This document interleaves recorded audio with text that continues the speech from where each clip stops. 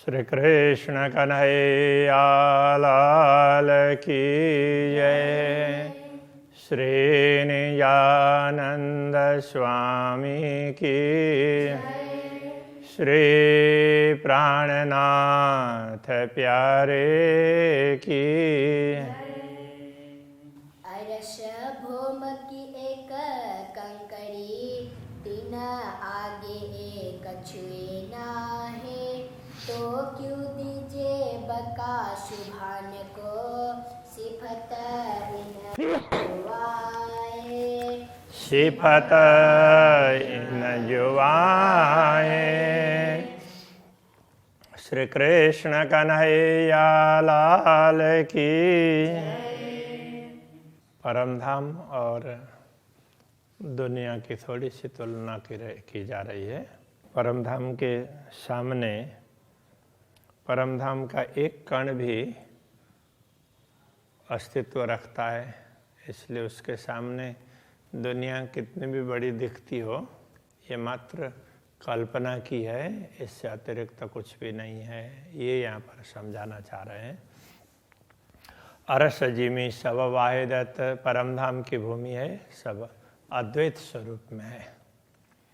दूजा रहे न इनो नजर, परमधाम की दृष्टि में परमधाम के सामने दूसरी कोई वस्तु है ही नहीं, इसलिए वो तो सब मात्र कल्पना है, यथार्थ में तो कुछ भी नहीं है। ज्यों रात होए काली अंधेरी, त्यों मिटाए देवे फजर। तो जैसे कितनी काली रात हो क्यों न हो, जैसे ही सूर्योदय होता है तो रात कहाँ से कहाँ मिट जाती है पता ही नहीं चलता। तो इस प्रकार परमधाम के एक कण के समक्ष भी दुनिया का कोई अस्तित्व नहीं रहता। तो ये समझाना चाह रहे हैं। अब दूसरे चौपाई में कहते हैं, है हमेशा एक वाहिदत, एक बिना जरा न और। परमधाम तो सदैव अद्वैत भूमिका है, एक बिना जरा न और, तो उसके अतिरिक्त तो दूसरा कुछ है ही नहीं। इसलिए अंधेरा निमुना ना लगता, अंधेरा का उदाहरण भी दिया नहीं जा सकता, क्योंकि अंधेरा भी दिख रहा है। तो ये दुनिया परमधाम के समक्ष दुनिया तो कुछ दिखने वाली ही नहीं है। तो अंधेरा भी दिखता है, फिर प्रकाश होता है तो अंधेरा मिटते हुए भी पता चलता है। किंतु दुनिया परमधाम के समक्ष कुछ भी नहीं है, एक मात्र एक कोरी कल्पना है, ये कहना चाहते हैं। अंधेरा राखत है ठौर, कहने का तात्पर्य अंधेरा तो कहीं दिख तो रहा है, उसका तो कोई ठिकाना दिख रहा है। वास्तव में दुनिया कुछ दिखती ही नहीं है। इसके लिए दूसरा उदाहरण देते हैं। ए 14 तवक कछुए नहीं, वेदों कया आकाश फूल। तो ये 14 लोक ऐसे ब्रह्मांड यथार्थ में कुछ भी नहीं है, इनको वेदों ने आकाश का फूल कह दिया। तो आकाश का फूल क्या है? तब आकाश विशाल है, उसमें कुछ भी कल्पना कर लो तो वही देखने लग जाएगा, यथार्थ में उसका कोई अस्तित्व नहीं होता। तो इस प्रकार से इसको आकाश की फूल की भांति कह दिया। कहने के लिए फूल है, वास्तव में फूल नहीं है। तो ऐसे ही कहने के लिए दुनिया है, वास्तव में कुछ नहीं है, ये कहना चाह रहे हैं। झूठा दिखाई देता है या को अंकुर ना मूल, ये झूठा मात्र दिखने के लिए दिखाई देता है, तो इसका तो अंकुर है और ना ही मूल है, इसका जड़ मूल कुछ भी नहीं है। इत वायदत कबू ना जाहिर, झूठे हक को जाने क्यों कर।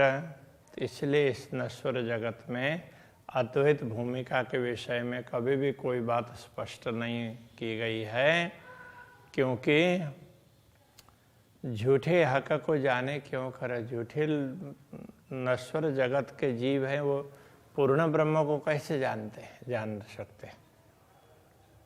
इसलिए जब ब्रह्मात्माओं का आगमन हुआ है तभी पूर्ण ब्रह्म की बात स्पष्ट रूप से समझाइए, बाकी तो हम पूर्ण ब्रह्म हैं इतना ही कहा गया था, ये कहना चाह रहे हैं। शुद्ध वायदत्व क्यों ले सके, जो उड़े देखे नजर। दृष्टि पड़ते ही परमधाम की दृष्टि में जिनका कोई अस्तित्व ही नहीं है वो उड़ जाते हों, तो ऐसे नश्वर जगत के लोग तो पूर्ण ब्रह्म परमात्मा को कैसे जान सकते हैं।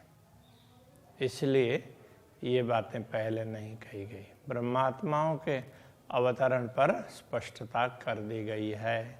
और पहले जो कुछ बातें बताई है वो ब्रह्मात्माओं को समझाने के लिए है, कि उसकी साक्षी देने के लिए है, ऐसा समझना चाहिए।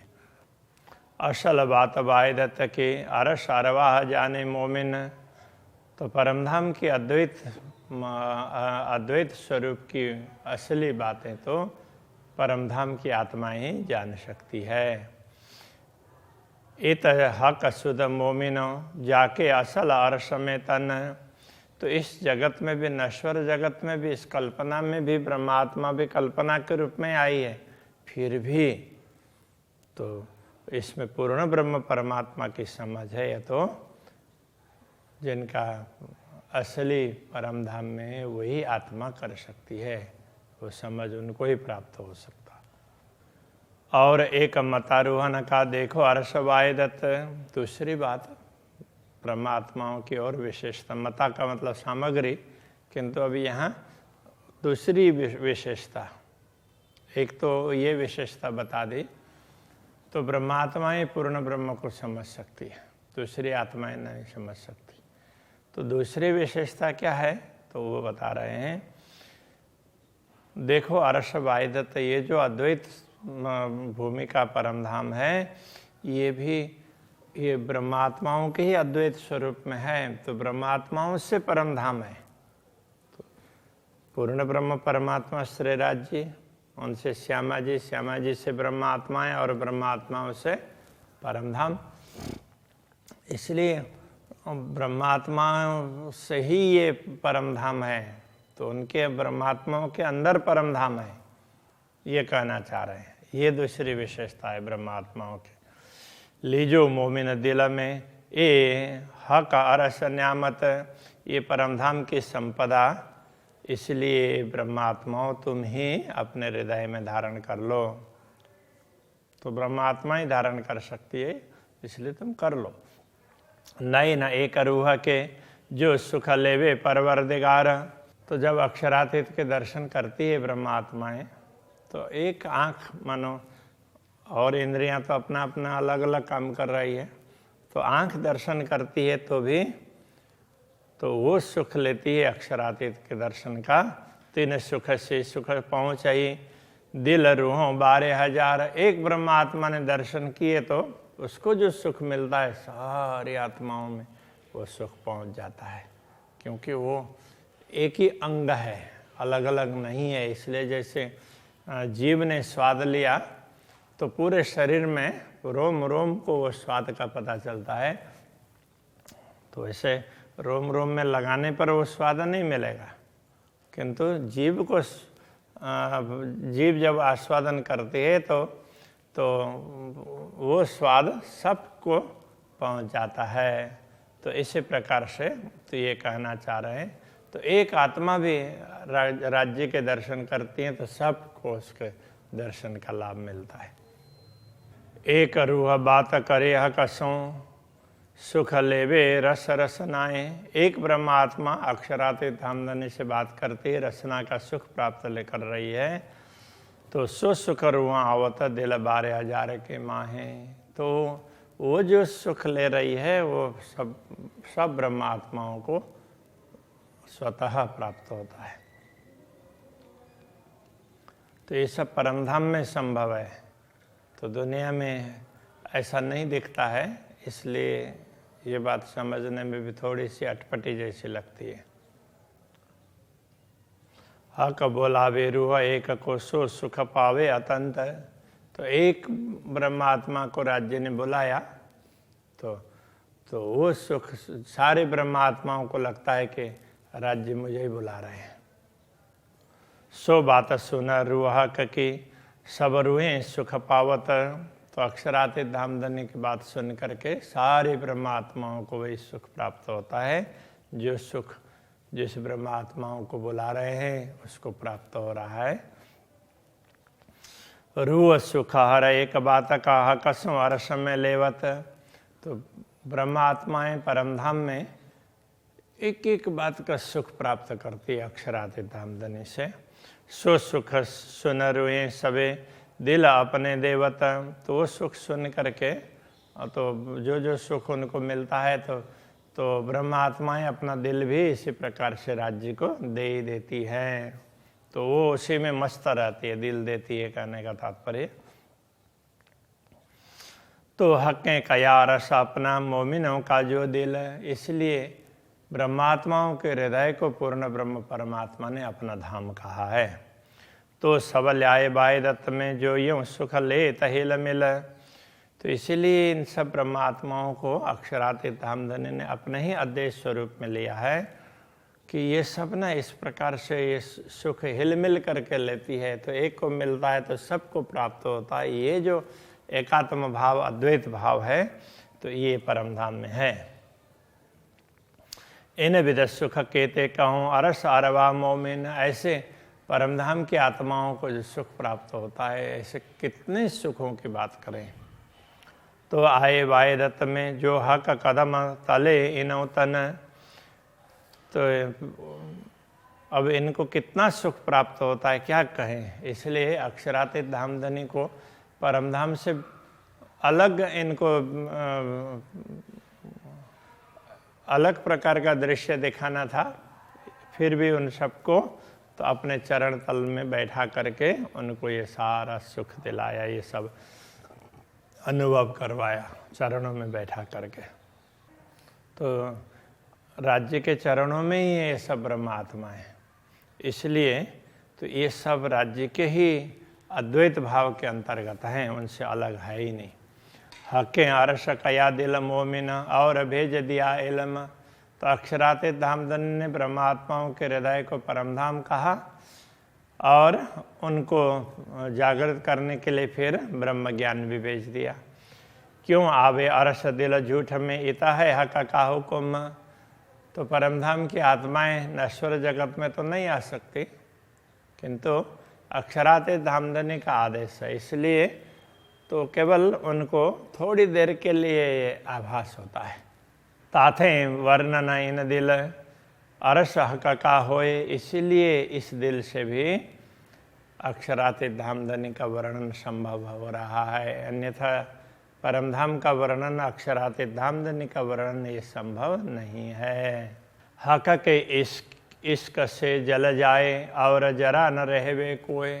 अक्षरातीत धामधनी के प्रेम में तो बाकी सब चीज़ मिट जाते हैं। तो ब्रह्मात्माओं को जब अक्षरातीत धामधनी का प्रेम प्राप्त होता है तो उस समय उनको दुनिया का कुछ भी दिखाई नहीं देता है। दुनिया के सारे सुख है अथवा दुनिया की जो भी वस्तुएं देखने में दिखाई देगी तो यथार्थ में उनके अंदर घुसती नहीं है। जैसे हम लोग साधारण रूप से तो हमें दुनिया की वस्तुएं अंदर तक घुसी हुई होती है, तो बाहर से हम बोलने में बोल भी देंगे फिर भी अंदर से तो उसी की चाहना करते रहेंगे। जैसे इन बच्चों को ये समझ में नहीं है ये खाना होता है या नहीं खाना होता है, तो इनको जो दूसरे खा रहे हैं करते हैं तो हम बोलेंगे तो ये भी बोलेंगे कि हाँ ये ख़राब चीज़ है, लेकिन मौका मिलेगा तो जा कर के करने लग जाएंगे।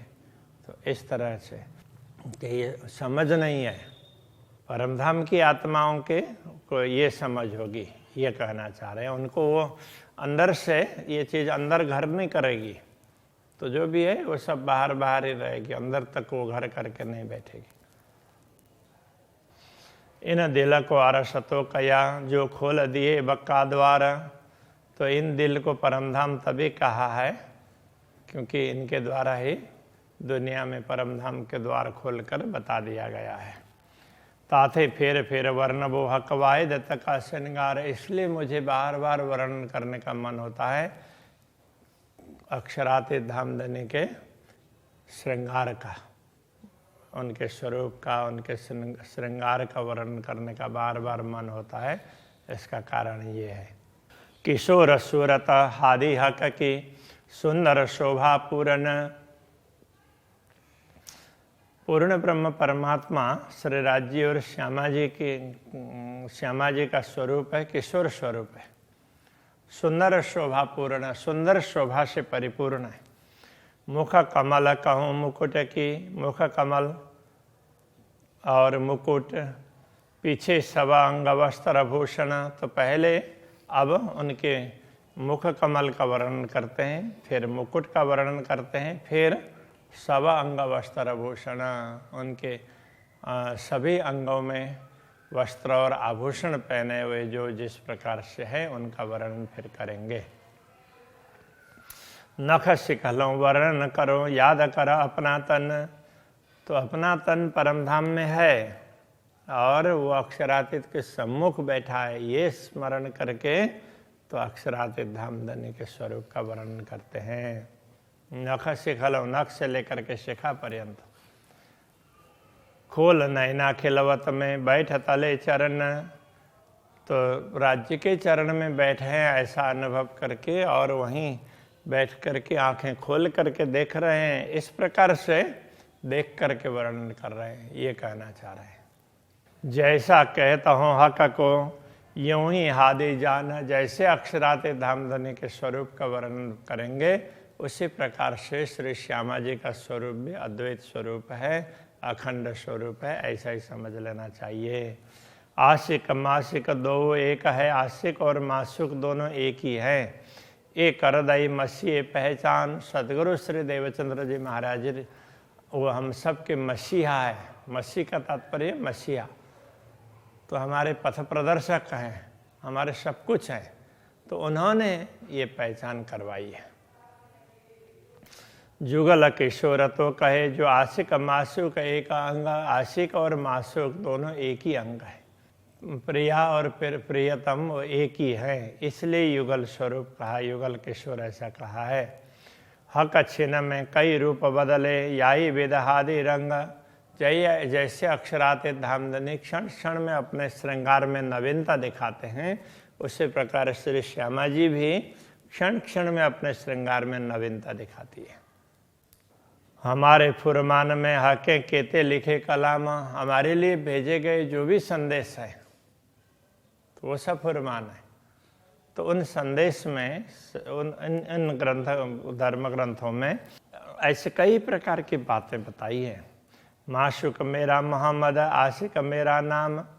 तो श्री श्यामा जी पूर्ण ब्रह्म परमात्मा के प्रिय, जिसकी प्रशंसा स्वयं पूर्ण ब्रह्म परमात्मा करते हैं, उनके लिए अरबी में मोहम्मद शब्द का प्रयोग किया है कि परमात्मा जिसकी प्रशंसा करते हैं ऐसी आत्मा, तो उसको प्रियतमा आत्माओं को अक्षरातीत धामधनी ने उनको मासुक कहा और आशिक मेरा नाम, तो स्वयं को आशिक कहा कि मैं इस नश्वर जगत का खेल दिखाते हुए तुम्हें जागृत करने के लिए मैं स्वयं तुम्हारे पास में आऊँगा, इस प्रकार से वचन दिया। और तो ब्रह्मात्माओं को जगाने के लिए वो स्वयं आए हैं। इस प्रकार की बातें धर्म ग्रंथों में विभिन्न स्थानों में लिखी गई है। ये सारे साक्षी ग्रंथ हैं, इन साक्षी ग्रंथों को हम समझेंगे उसी प्रकार से समझना चाहिए, साक्षी ग्रंथ है। और जो मूल बातें हैं वो स्वयं पूर्ण ब्रह्म परमात्मा ने प्रकट होकर के समझाया है। तो यथार्थम वाणी इसको मूल रूप से पूर्ण ब्रह्म परमात्मा का सीधा सीधा संदेश ऐसा माना है। तो अभी यही रखते हैं। श्री कृष्ण कन्हैया लाल की जय। आशिक मेरा नाम, आशिक मेरा नाम, हमारे फुरमान में हके केते लिखे कलाम, हके केते लिखे कलाम। माशुक मेरा मोहम्मद, माशुक मेरा मोहम्मद, आशिक मेरा नाम, आशिक मेरा नाम, आशिक आशिक मेरा नाम